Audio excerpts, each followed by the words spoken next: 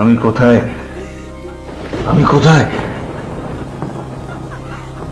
Welcome, gentlemen. Very nice to meet you. আপনি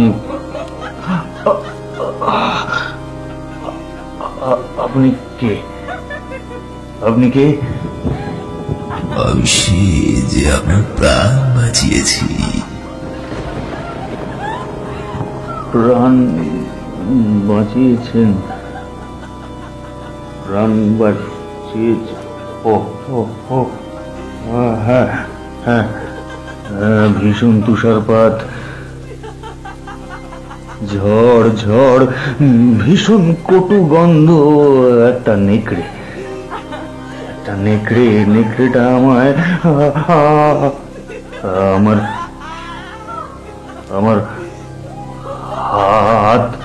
আমার হাত বেঁধে রেখেছেন কেন আপনারা?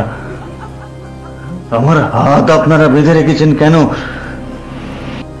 আমার হাত আপনারা বেঁধে রেখেছেন কেন? আমায় বেঁধে রেখেছেন কেন? জেন্টলম্যান, আপনি যেখানে আছেন ভালো আছেন। এখানে যারা আসে তারা কেউ আমার ছাড়া থাকতে পারে না, আপনিও বুঝতে পারবেন একটু পরেই। আমার সাথে কি করবেন আপনারা? আপনি কে? আপনাকে দেখে আমার বড় ভয় করছে, আমাকে যেতে দিন, আমি বাঁচতে চাই। আমার ছোট্ট একটি মেয়ে আছে, ভয় করছে আমাকে যেতে দিন।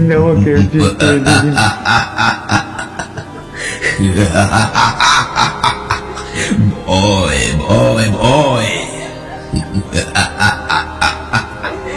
কিসের ভয় জেন্টলম্যান? ভয় তো কেবল দুর্বল চিত্তের মানুষের পায়। যারা সামান্য জিনিসে ভয় পায়, মৃত্যু তাদের আছে। আমি যে মৃত্যুর অনেক উপরে, স্বয়ং ভয়ও আমাকে ভয় পায়। আমার কাছে হার মানে জগতের সমস্ত আলো, সমস্ত শুভ শক্তি। আমার কাছে আছে জগতের সমস্ত সুখ। আসুন, আপনিও আমার কাছে আসুন এবং জগতের সমস্ত সুখ নিজের করে নিন। না, আমি বাঁচতে চাই। আপনার দাদা, আপনার রক্ত যে আমার চাই। রক্ত না হলে আমার চলে না। রক্তই তো হলো শক্তি।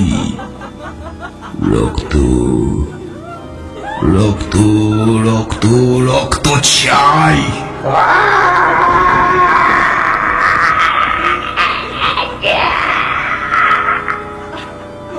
আজ থেকে তুই আমার দাস। আজ থেকে তুই আমার হয়ে কাজ করবি। এখন যা, একজন বিশেষ অতিথি আসছেন, তার নিরাপত্তা নিয়ে আমি বেশ চিন্তিত। ইয়েস মাস্টার, আপনার দাস আমি।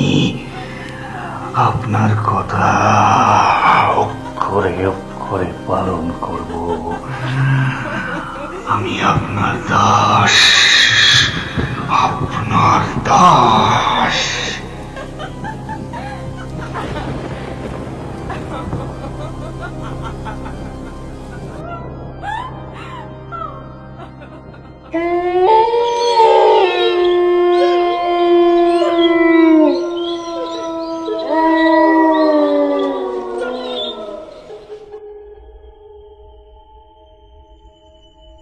নমস্কার বন্ধুরা, আশা করি ভালো আছেন।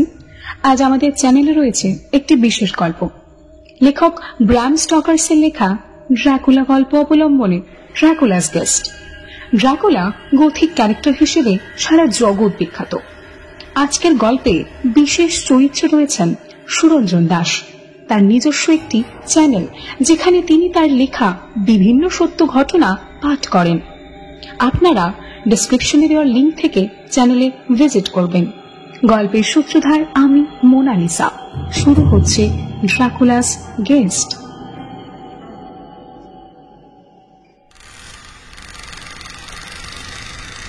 শুনছেন মন্ডলের আড্ডাখানা। Use headphone for better experience.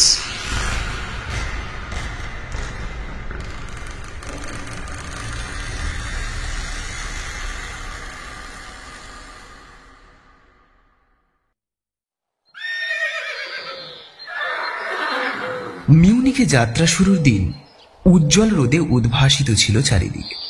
গ্রীষ্মের শুরুতে বইছিল চনমনে হাওয়া। আমরা রওনা হতে যাচ্ছি এমন সময় ডেলব্রুক নিচে নেমে এলো। আমার ক্যারিজের কাছে এসে আমার যাত্রার জন্য শুভকামনা জানালো। ক্যারিজের ডোরের হাতলের ওপর হাত রেখে কোচম্যানের সঙ্গে কথা বলল। ভুলে যেও না, আজ রাত নামার আগেই কিন্তু তোমাদের ফিরতে হবে। আকাশ পরিষ্কার হলেও উত্তুরে ঠান্ডা হাওয়া আভাস দিচ্ছে আকস্মিক ঝড় বাদলা আসতে পারে। আশা করি তোমার দেরি হবে না। যোগ করল, তুমি তো জানোই আজ কিসের রাত। জোরে মাথা ঝাঁকালো জোহান। আজ কিসের রাত তা আমি চাইলেও কোনোদিন ভুলতে পারবো না। হাত দিয়ে মাথার হ্যাট স্পর্শ করে ছুটিয়ে দিল গাড়ি। শহর ছেড়ে বেরিয়ে আসার পরে থামার ইঙ্গিত করে কোচওয়ানকে জিজ্ঞাসা করলাম, জোহান, আজ কিসের রাত? সে বুকে ক্রস চিহ্ন এঁকে সংক্ষিপ্ত জবাব দিল, ওয়ালবার্গিস নাইট। তারপর পকেট থেকে শালগম সাইজের রূপোর তৈরি পুরানো জার্মান আদলের একটি ঘড়ি বের করে দেখল। 2 ভুরু কুঞ্চিত হলো তার। অধৈর্য ভঙ্গিতে কাঁধ নাচালো। বুঝলাম অপ্রয়োজনীয় দেরি হলে সে এইভাবেই তার বিরক্তি প্রকাশ করে। আমি গাড়ির কুশনে গা এলিয়ে দিয়ে ইশারা করলাম এগোতে। জোহান তীর বেগে ঘোড়া ছোটালো। হারানো সময়টা পুষিয়ে নিতে চায়। মাঝে মাঝেই ঘোড়াগুলো মাথা ঝাঁকাচ্ছে। বাতাসে নাক উঁচু করে সন্দেহের ভঙ্গিতে গন্ধ শুঁকছে, যেন কিছু একটা টের পেয়েছে।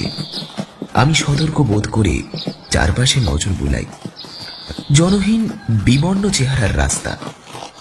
আমরা এই মুহূর্তে উঁচু একটি মালভূমি দিয়ে চলেছি। ছনছন হাওয়া বইছে। চলতে চলতে একটি রাস্তা চোখে পড়ল। দেখে মনে হলো খুব কমই ব্যবহার করা হয় রাস্তাটি। আঁকা বাঁকা উপত্যকার মাঝ দিয়ে এগিয়েছে। রাস্তাটি যেন আমায় হাতছানি দিয়ে ডাকছিল। জোহান বেজার হবে জেনেও আমি তাকে থামাতে বললাম। ঘোড়ার লাগাম টেনে গাড়ি দাঁড় করালো সে নানা রকমের বাহানা করল। ব্যাখ্যা দেওয়ার সময় বারবার ক্রস চিহ্ন আঁকলো বুকে। স্যার স্যার, ওখানে যাওয়া যায় না। ওখানে গেলে আর কেউ। ও জেসাস, ও জেসাস। এতে আমার কৌতূহল বাড়ল বই কমল না। কাজেই ওকে নানান প্রশ্ন করলাম। অনিচ্ছা সত্ত্বেও প্রশ্নের জবাব দিল জোহান এবং ঘন ঘন ঘড়ির দিকে তাকালো। অবশেষে আমি বললাম, বেশ তো জোহান, আমি এই রাস্তা ধরেই চলে যাই। তোমার ইচ্ছে না হলে আসবে না, কিন্তু তুমি কেন যেতে চাইছো না সে কথাটি বলো তো। জবাবে সে ঝট করে নেমে পড়ল গাড়ি থেকে। তারপর হাত দুটো বাড়িয়ে ধরে কাকুতি মিনতি করে বলতে লাগলো, স্যার স্যার, আমি আপনার পায়ে পড়ি, আপনি ওখানে যাবেন না, প্লিজ ওখানে যাবেন না। ইংরেজি আর জার্মান ভাষার মিশ্রণে ওর কথার তোড় বুঝতে আমার একটু বেগ পেতেই হচ্ছিল। তবে ওর অঙ্গভঙ্গি দেখে মনে হচ্ছিল আমাকে এমন একটা কথা বলতে চাইছে যেটা বলতে সে নিজেই ভয় পাচ্ছে। তবে প্রতিবার কথা শেষের পরে সে ক্রস চিহ্ন আঁকছিল বুকে এবং বলছিল, ওয়ালবার্গিস নাইট। ওর সঙ্গে তর্ক করতে চাইছিলাম আমি, তবে যে লোকের ভাষা বুঝি না তার সঙ্গে তর্ক করা কঠিন। জোহান ভাঙা ভাঙা অশুদ্ধ উচ্চারণে ইংরেজি ব্যবহার করে বলছিল মাঝে মাঝে, তবে উত্তেজিত বলেই ফিরে যাচ্ছিল তার মাতৃভাষায়, আর প্রতিবারই চোখ বুলাচ্ছিল ঘড়িতে। ঘোড়াগুলোকে দেখলাম কেমন অস্থির হয়ে উঠছে, নাক শুকছে বাতাসে। অশ্বকুলের এখনো আচরণে কোচওয়ানের মুখ একেবারে শুকিয়ে গেল। ভীত সন্ত্রস্ত ভঙ্গিতে তাকালো চারপাশে, হঠাৎ লাফ মেরে চলে এলো সামনে। ঘোড়ার লাগাম চেপে ধরে ওগুলোকে 20 ফুট দূরে টেনে নিয়ে গেল। আমি পেছন পেছন গেলাম, জিজ্ঞেস করলাম এরকম করার মানে কি? প্রত্যুত্তরে জোহান ক্রস চিহ্ন আঁকল বুকে। যে জায়গাটা ছেড়ে আমরা এসেছি সেদিকে হাত তুলে দেখালো। তারপর ক্যারিজ নিয়ে গেল অপর রাস্তার অভিমুখে।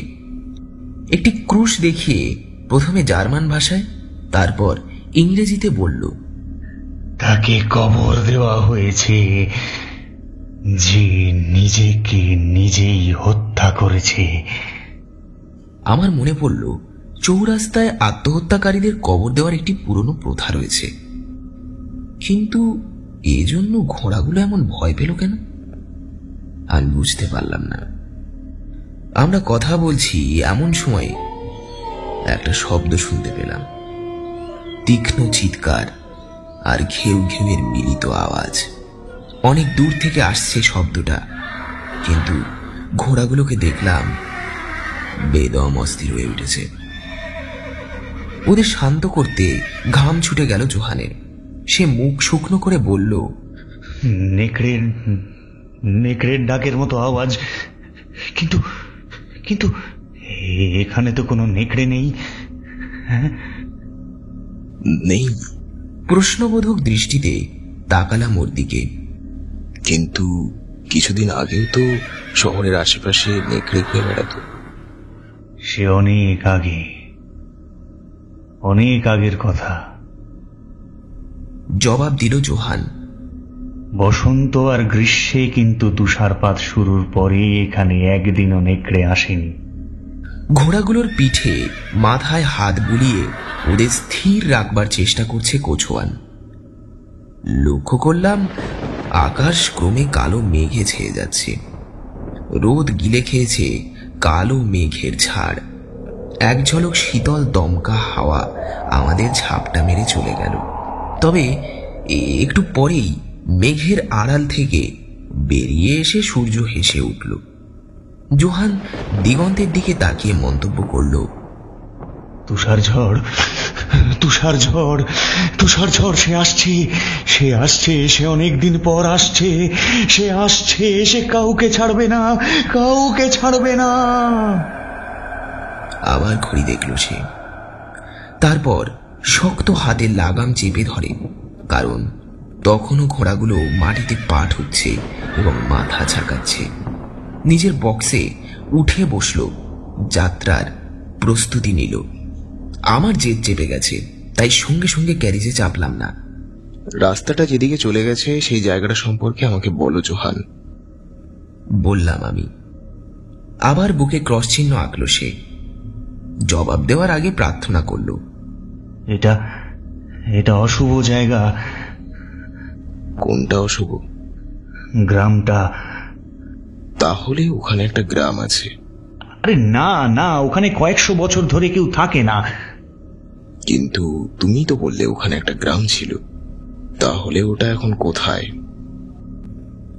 জার্মান ও ইংরেজি মিশিয়ে জোহান যে লম্বা গল্প ফেঁদে বসল, তার পুরোপুরি অর্থ আমি বুঝতে পারলাম না। তবে মোটামুটি আজ করলাম যে অনেক আগে, 100 বছর আগে, ওখানে মানুষ মারা যাওয়ার পরে তাদের কবর দেওয়া হতো। তবে মাটির নিচ থেকে শোনা যেত শব্দ। কবর খোলার পর দেখা যায় নারী পুরুষ সকলে তরতাজা হয়ে বেঁচে আছে এবং তাদের মুখে লেগে আছে তাজা রক্ত। তখন সেখানে জীবিত যে কজন ছিল তারা তাদের জীবন বাঁচাতে তাড়াহুড়ো করে পালিয়ে যায় নানান জায়গায়, যেখানে জীবিতদের বাস, আর মৃতেরা সেখানে সত্যি মৃত এবং অন্য কিছু নয়। বর্ণনা দিতে গিয়ে লোকটা ক্রমে উত্তেজিত হয়ে উঠল, যেন কল্পনা তাকে গ্রাস করেছে। গল্পের শেষের দিকে এসে ভয়ে প্রবল বিস্ফোরণ ঘটল তার মাঝে। মুখটা কাগজের মতো সাদা, দরদর করে ঘামছে এবং কাঁপছে, বারবার তাকাচ্ছে চারিপাশে, যেন আশঙ্কা করছে খোলা মালভূমিতে এমন ঝকঝকে সূর্যালোকের মধ্যেও ভয়ঙ্কর কিছু একটা উপস্থিত হবে। অবশেষে হতাশ যন্ত্রণায় সে চিৎকার দিল, ওয়ালপার্গিস নাইট, ওয়ালপার্গিস নাইট। আমাকে ইশারা করলো গাড়িতে উঠে পড়তে। আমার অহমিকায় বেশ লাগলো। ইংরেজ রক্ত জেগে উঠল আমার শরীরে। তুমি ভয় পেয়েছো জোহান, তুমি ভয় পেয়েছো। বাড়ি যাও, আমি একাই ফিরব। হাঁটাহাঁটি করতে আমার বেশ ভালোই লাগবে। ক্যারিজের দরজা খোলা। আমি আসন থেকে ওর কাঠের তৈরি আমার ছড়িখানা নিলাম। বাইরে কোথাও ছুটি কাটাতে গেলে ওয়াকিং স্টিকটা সবসময় সঙ্গে রাখি। দরজা বন্ধ করে দিলাম। মিউনিখের দিকে হাত দেখিয়ে বললাম, বাড়ি যাও জোহান, বাড়ি যাও। ওয়ালপার্গিস নাইট ইংরেজদের জন্য কোনো গুরুত্ব বহন করে না। ঘোড়াগুলো আগের চেয়ে আরো অস্থির। জোহান তাদের সামাল দেওয়ার চেষ্টা করতে করতে আমাকে অনুনয় করল, স্যার, স্যার আপনি এত বড় বোকামো করবেন না, প্লিজ এত বড় বোকামো করবেন না স্যার। বেচারার জন্য আমার মায়াই লাগলো।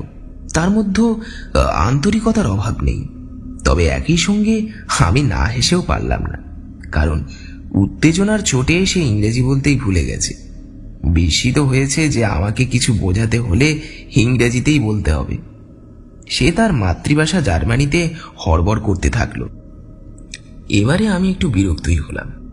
ওকে বাড়ির পথ ধরার হুকুম দিয়ে উপত্যকার চৌরাস্তার দিকে ঘুরে দাঁড়ালাম। হতাশার একটি ভঙ্গি করে জোহান তার ঘোড়াদের মুখ ঘুরিয়ে দিল মিউনিখের দিকে। আমি ছড়িতে হেলান দিয়ে ওর গমন পথের দিকে তাকিয়ে রইলাম। খানিকটা পথ সে মন্থর গতিতে চলল। এমন সময়ে পাহাড় চূড়োয় রোগা পাতলা এবং লম্বা এক লোককে আমার চোখে পড়ল। দূর থেকে তাকে পরিষ্কার দেখা যাচ্ছিল। লোকটা ঘোড়াগুলোর কাছে আসতেই ওরা যেন পাগল হয়ে গেল। লাফাচ্ছে এবং লাথি ছুটছে। আতঙ্কে তারা পাগলামো শুরু করলো। জোহান কিছুতেই তাদের শান্ত করতে পারছে না। ঘোড়াগুলো রাস্তার ধারে উন্মত্তের মতো ছুটল। ওরা চোখের আড়াল হলে আমি আগন্তুকের খোঁজে এদিক ওদিক করলাম, কিন্তু কোথায় কে, কোথাও তাকে দেখতে পেলাম না। সেও চলে গেছে।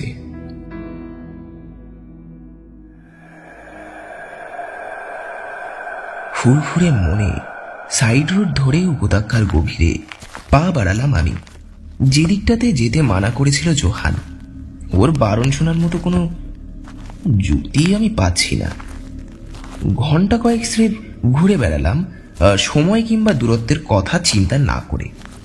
এর মধ্যে না কোনো মানুষজন, না কোনো ঘরবাড়ি নজরে এলো আমার।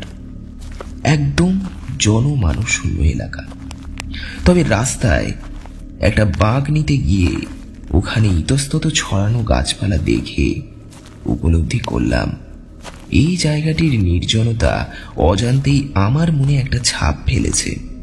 আমি বিশ্রাম নেওয়ার জন্য একটু বসে চারপাশে চোখ বোলালাম। খেয়াল হলো হাঁটার সময় যতটা ঠান্ডা অনুভূত হয়েছিল তার চেয়ে বেশি ঠান্ডা লাগছে। একটা দীর্ঘ নিঃশ্বাসের মতো শব্দ যেন ঘুরপাক খাচ্ছে আমার চারপাশে।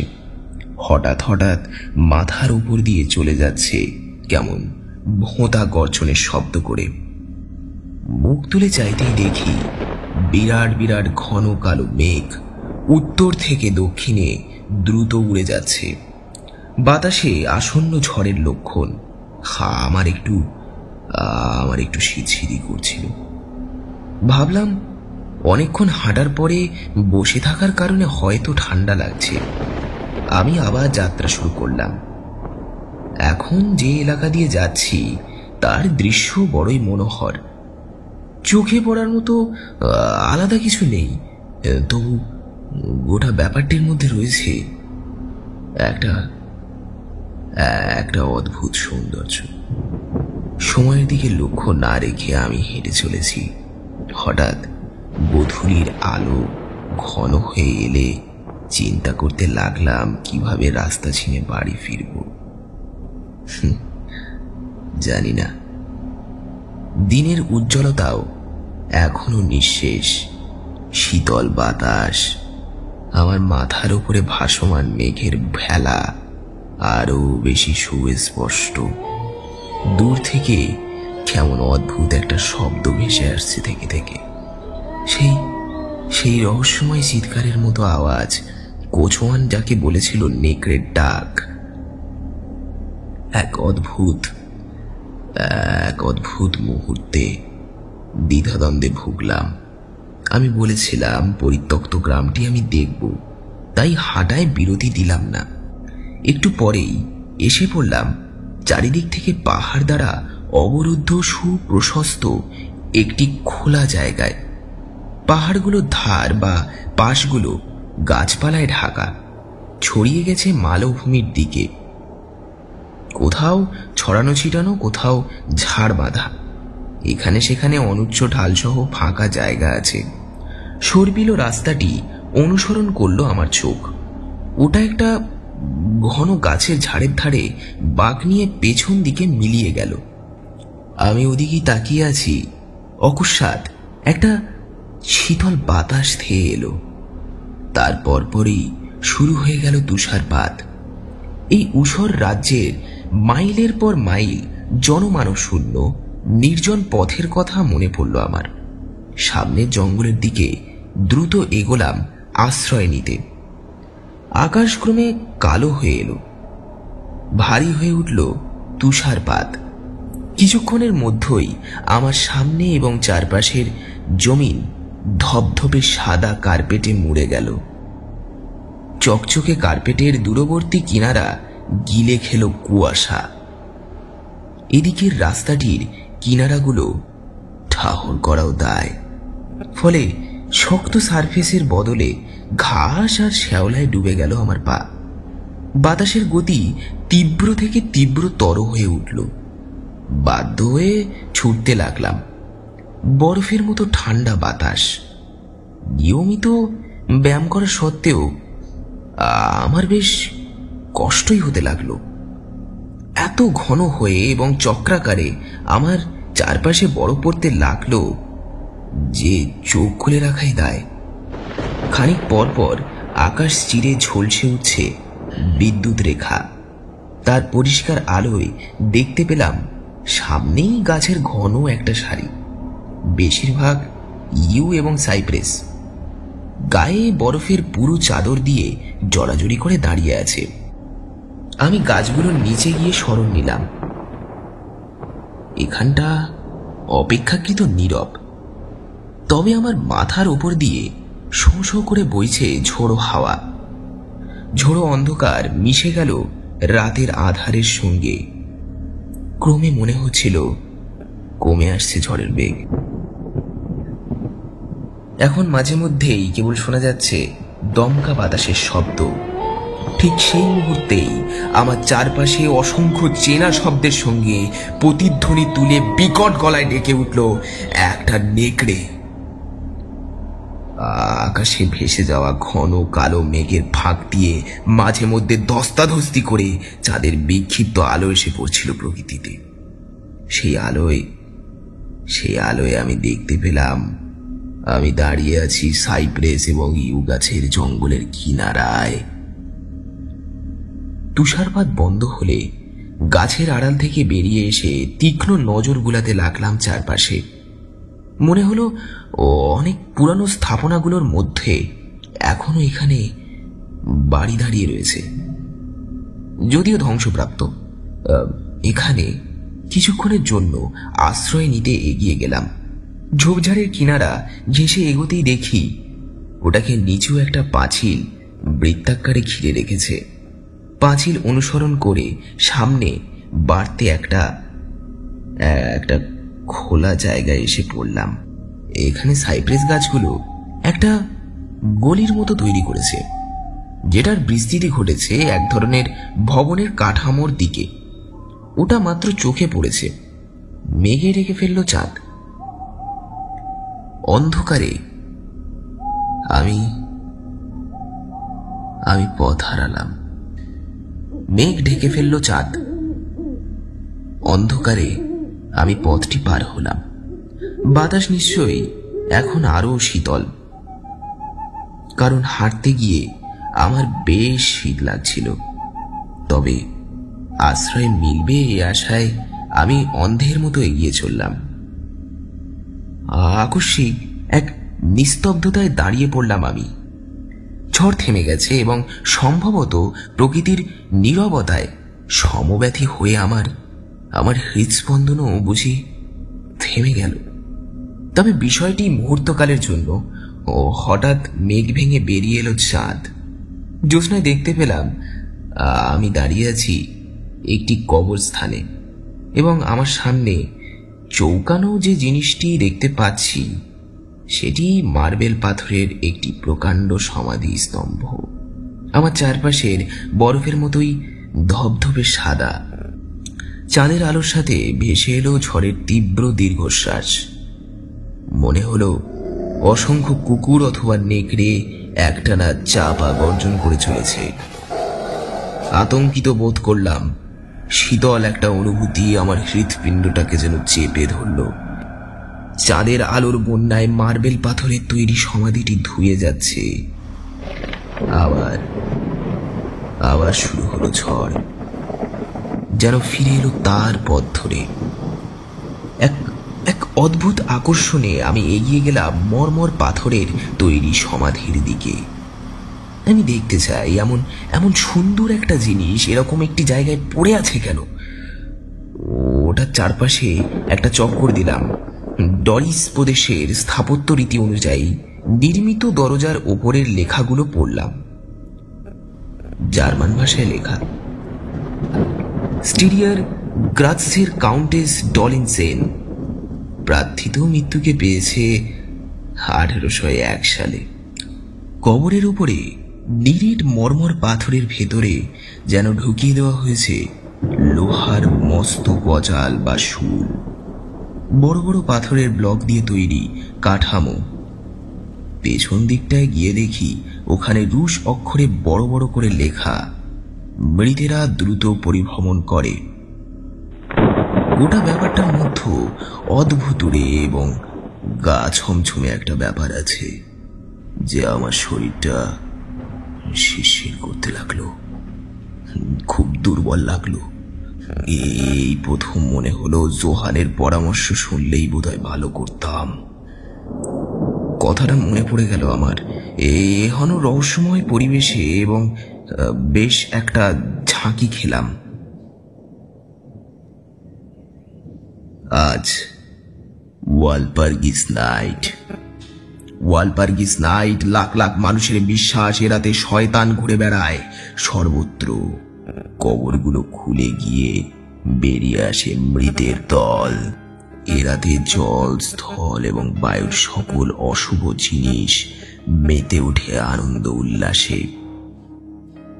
কোচোয়ানে জায়গাটিকে বিশেষভাবে এড়িয়ে যেতে চেয়েছিল।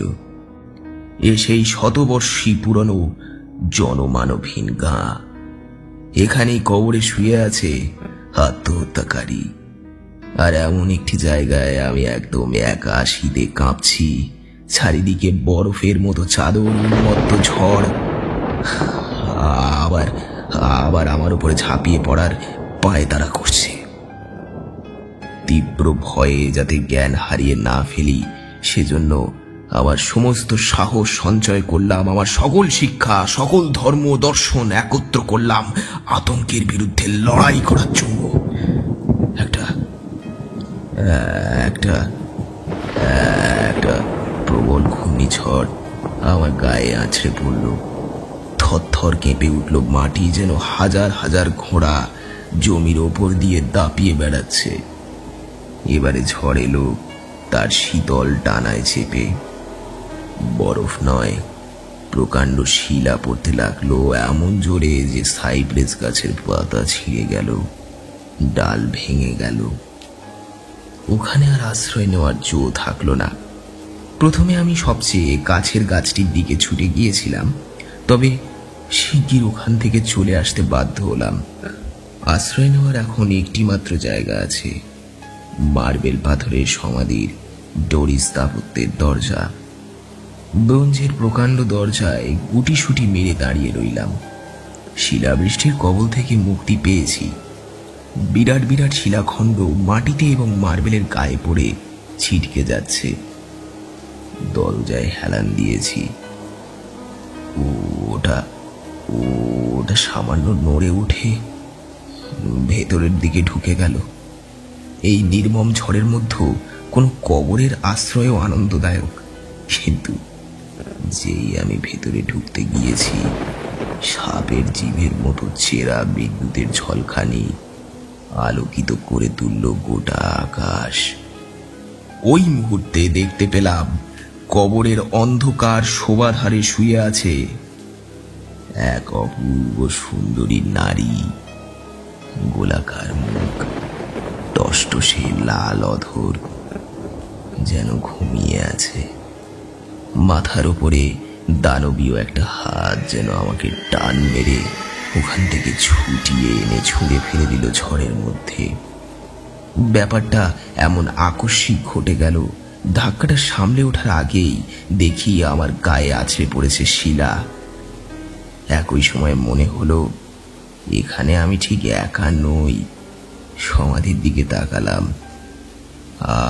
আবার জ্বলে উঠল চোখ ধাঁধানো বিদ্যুতের আলো, যেন আঘাত হানল কবরের লোহার গাছলে প্রচন্ড বিস্ফোরণে। আগুনের একটা হলকা তৈরি করে চূর্ণ বিচূর্ণ করে দিল মার্বেল পাথর। মৃত মহিলা সিদে হলো যন্ত্রণা কাতর এক মুহূর্তের জন্য। আগুনের শিখা তাকে স্পর্শ করেছে। আমি শেষ যে জিনিসটি শুনতে পেলাম তা সেই ভয়ঙ্কর মিশ্রিত আওয়াজ। আবার আমাকে চেপে ধরল সেই দানবীয় হাত এবং টেনে ছুঁড়ে ফেলে দিল। আমার গায়ে আঘাত হানছে শিলা, বাতাসে প্রতিধ্বনিত হচ্ছে নেকড়ের ডাক। শেষ যে দৃশ্যটি আমার মনে পড়ে তা হলো আবছা সাদা রঙের চলমান একটা স্তূপ, যেন কবর থেকে বেরিয়ে পড়েছে কাফনের কালো মোড়ানো অশরীরী দল। তারা শিলাবৃষ্টির ধবল ধোঁয়া ভেদ করে ক্রমে এগিয়ে আসছে আমার দিকে।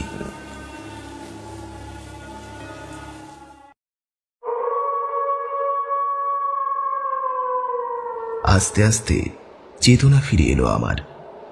তারপর ভয়ানক ক্লান্তি লাগলো। এক মুহূর্ত স্মরণে এলো না কিছুই, তবে ধীরে ধীরে সজাগ হয়ে উঠল ইন্দ্রিয়গুলো। আমার পা ভীষণ ব্যথা করছে, যদিও নাড়াতে পারছি না। কেমন অবশ লাগছে।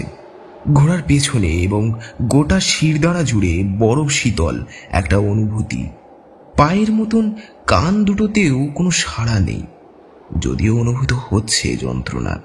তবে তুলনায় আমার বুকের ওপর যে উষ্ণ একটা অনুভূতি টের পাচ্ছি তা সত্যি চমৎকার। এটা যেন একটা দুঃস্বপ্ন, শারীরিক দুঃস্বপ্ন বললেই মানায়। আমার বুকের উপরে বিষম একটা ওজন, শ্বাস করতে কষ্ট হচ্ছে। এই প্রায় তন্দ্রা ভাবটি দীর্ঘক্ষণ স্থায়ী রইল।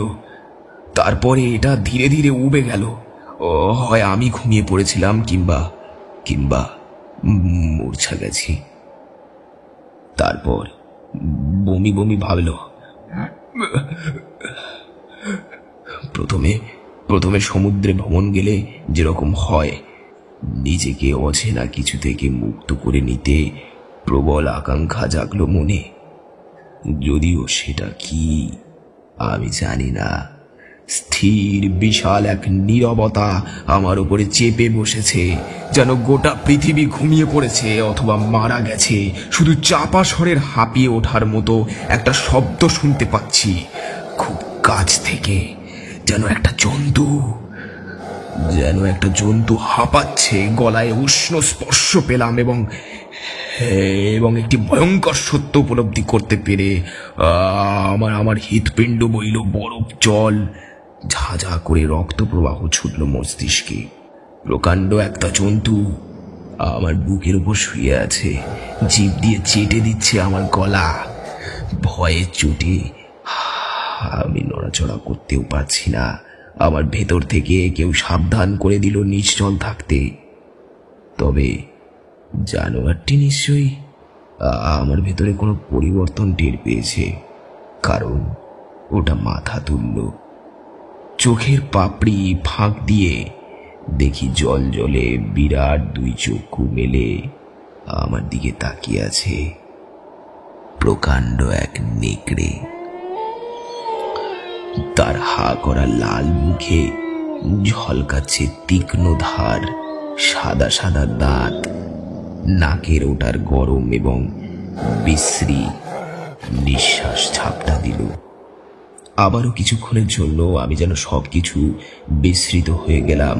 আমার চাপা একটা গর্জনের সঙ্গে কুকুরের চিৎকার আমার চেতনা ফিরিয়ে আনলো। এমন সময় দূর থেকে সম্মিলিত কণ্ঠে যেন শুনতে পেলাম, হ্যালো হ্যালো, কেউ আছেন? যেদিক থেকে শব্দটা আসছিল সেদিক থেকে সাবধানে মাথা তুললাম, কিন্তু সমাধিস্তব্ধ আমার দৃষ্টিপথে বাধা সৃষ্টি করল। নেকড়েটা তখনও বিচিত্র ভঙ্গিতে চিৎকার করে চলেছে এবং লাল রঙের চোখ, ধাঁধানো একটা আলো শব্দ অনুসরণ করে যেন সাইপ্রেসের বনে চক করে দিতে লাগলো। কণ্ঠগুলো কাছে আসতে নেকড়ের ডাক দ্রুততর এবং উচ্চতর হয়ে উঠল। আমি নড়াচড়া করতে বা কোনো রকমের আওয়াজ দিতে সাহস করলাম না। অত্যুজ্জ্বল লাল আলোটা কাছে চলে এলো শ্বেত সবাধারের ওপরে, যেটি আমাকে ঘিরে থাকা অন্ধকারে ছড়িয়ে রয়েছে। অকস্মাৎ গাছগুলির পেছন থেকে মশাল হাতে উদয় হলো অশ্ব আরোহীর একটি দল। আমার বুকের ওপর থেকে লাফিয়ে নেমে গেল নেকড়ে, ছুট দিল গোরস্থানে। জনৈক ঘরসওয়ার। এরা যে সৈনিক তা তাদের মাথার টুপি এবং পরনের লম্বা সামরিক আলখাল্লা দেখেই চিনেছি।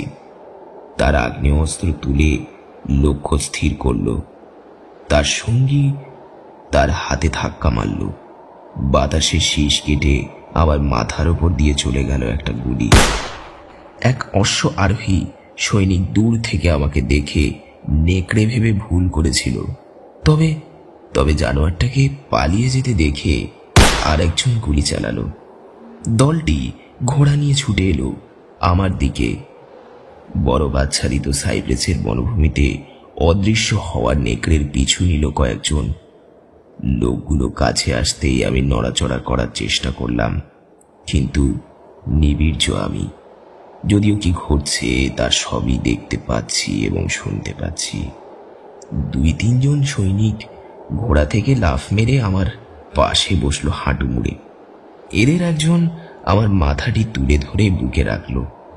সুসংবাদ বন্ধুগণ, এর হার্টবিট এখনো চলছে। আমার মুখে খানিক ব্র্যান্ডি ঢেলে দেওয়া হলো। এতে কিছুটা শক্তি ফিরে পেলাম আমি এবং পুরোপুরি চোখ মেলে তাকাতে পারলাম। চারপাশে নজর বুলিয়ে দেখি গাছের ফাঁকে নড়াচড়া করছে আলো ছায়া। কানে ভেসে এলো মানুষের হই হল্লা। একজন আরেকজনকে চিৎকার চেঁচামেচি করে ডাকছে। এরা একত্রিত হলো, ভয়ার্ত শব্দ করছে কেউ কেউ। ভূতগ্রস্তের মতো কয়েকজন লোক কবরস্থান থেকে বেরিয়ে এলো মশাল হাতে। দূরের মানুষজন আমাদের কাছে আসতেই এরা আগ্রহ নিয়ে জানতে চাইল, ওকে পেলে? না না, জলদি চলো জলদি, এখানে রাত কাবার করা যাবে না। এটা সেরকম জায়গা নয়। ওটা কি ছিল? ছুঁড়ে দেওয়া হলো প্রশ্ন। জবাবে নানানজন ছাড়া ছাড়া কথা বলল। তবে তাদের চেহারা দেখে মনে হচ্ছিল এরা কিসের ভয়ে যেন কথা বলতে গিয়েও থেমে যাচ্ছে। ওটা ওটা সেটাই। অস্পষ্ট গলায় বলল একজন, আরেকজন কম্পিত গলায় যোগ করল, একটা নেকড়ে, আবার ঠিক নেকড়েও নয়। পবিত্র বুলেট ছাড়া ওকে খতম করা সম্ভব নয়। স্বাভাবিক সুরে মন্তব্য তৃতীয় জনের। ভাঙা মার্বেল পাথরের রক্তের দাগ আছে। একটু বিরতি দিয়ে বলল আরেকজন, বজ্রপাতের কারণে অমনটি হয়নি। আর আর ওই লোক, উনি কি ঠিক আছেন? ওর গলা দেখো বন্ধুরা, নেকড়েটা ওর উপর শুয়ে থেকে ওর শরীর গরম রাখার চেষ্টা করছিল। অফিসার আমার গলার দিকে তাকিয়ে জবাব দিলেন, উনি ঠিক আছেন, চামড়া ছিদ্র হয়নি। গোটা দলের মধ্যে একেই মনে হলো একমাত্র ধীর স্থির, যে অন্যদের মতো আতঙ্কগ্রস্ত হয়ে পড়েনি, কারণ আমাকে ধরে রাখা তার হাত জোড়া স্থির এবং নিষ্কম্প। লোকটির জামার হাতায় অফিসারের পদমর্যাদা সূচক ফিতা লাগানো। নেকড়েটার কি হলো? ওটা ওটা বাড়ি ফিরে গেছে। জবাব এলো ভয়ে ফ্যাকাশে হয়ে যাওয়া লোকটার। সে চারপাশে ভীত সন্ত্রস্ত দৃষ্টিতে তাকাচ্ছে আর কাঁপছে। অফিসার আমাকে তুলে বসিয়ে দিল। এসো বন্ধুরা, এই অভিশপ্ত জায়গা থেকে তাড়াতাড়ি বেরিয়ে যাওয়াই মঙ্গল। সে একটা নির্দেশ দিতেই তার লোকজন এসে আমাকে ধরাধরি করে একটি ঘোড়ার পিঠে চাপিয়ে দিল। অফিসার আমার পেছনে উঠে বসল, আমার হাত চেপে ধরে দলটিকে আগে বাড়ার হুকুম দিল। সাইপ্রাসের জঙ্গল থেকে মুখ ঘুরিয়ে নিয়ে আমরা সামরিক কায়দায় সুবিন্যস্তভাবে দ্রুত চলতে লাগলাম। আমার জিভে কোনো সাড়া নেই বলে কথাও বলতে পারছি না। চলতে চলতে বোধ করি ঘুমিয়ে পড়েছিলাম। জেগে দেখি দাঁড়িয়ে আছি, আমার দুই পাশে দুই সৈন্য আমাকে খাড়া করে রেখেছে। প্রায় ভোর হয়ে গেছে।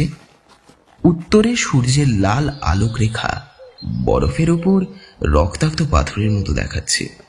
অফিসার তার লোকদের বারণ করল তারা যা দেখেছে তা নিয়ে যেন মুখ না খোলে। শুধু বলতে পারে তারা এক ইংরেজ আগন্তুককে দেখেছে, তাকে একটা প্রকাণ্ড কুকুর পাহারা দিচ্ছিল। কুকুর? না, ওটা কোনো মতেই কুকুর হতে পারে না। আপত্তি জানালো ভয়ে আধমরা সেই লোকটা। ওটা কুকুর ছিল না, আমি একটা নেকড়েই দেখেছি।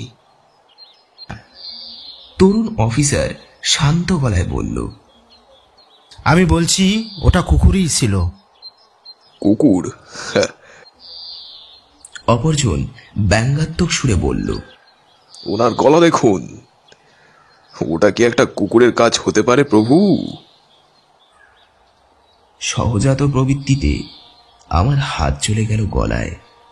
কাটা চামড়ায় হাত লাগতেই ব্যথায় চিৎকার করে উঠলাম।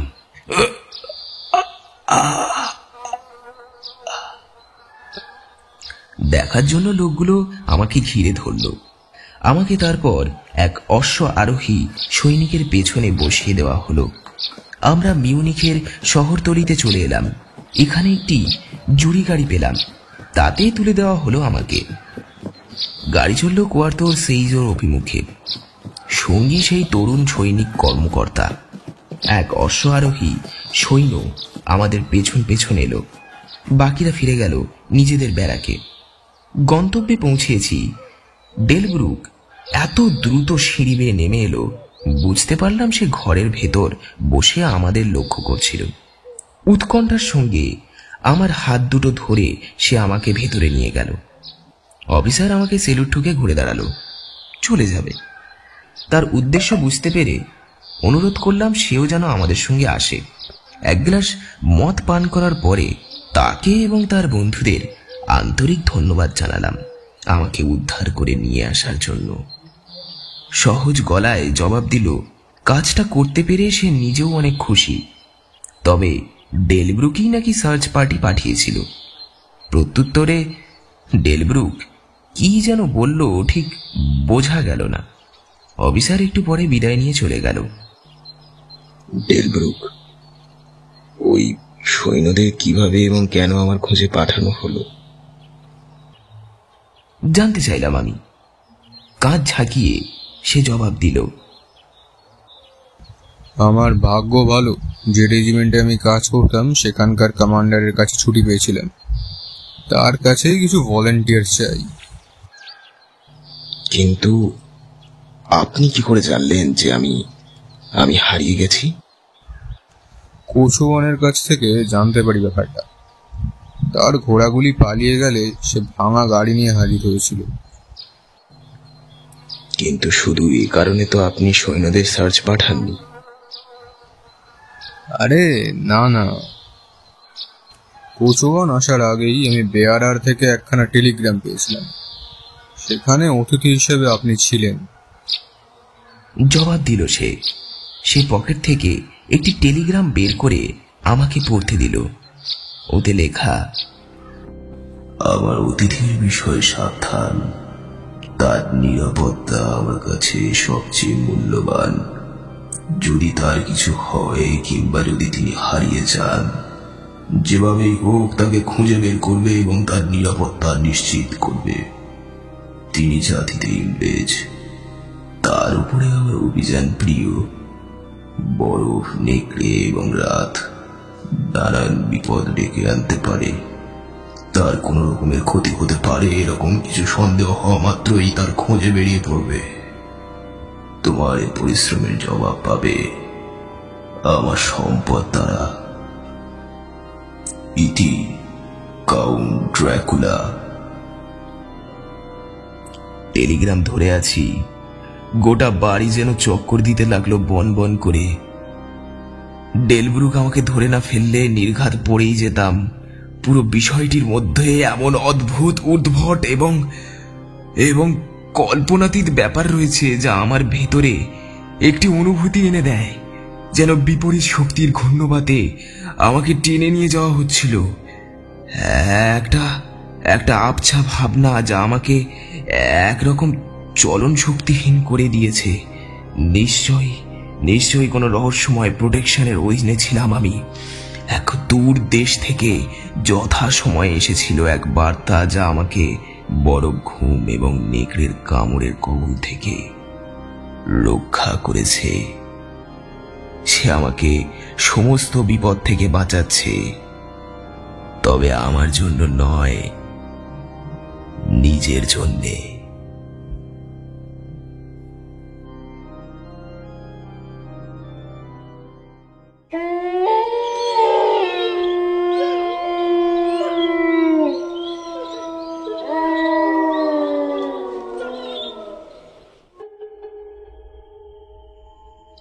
শুনছিলেন ড্রাকুলাস গেস্ট।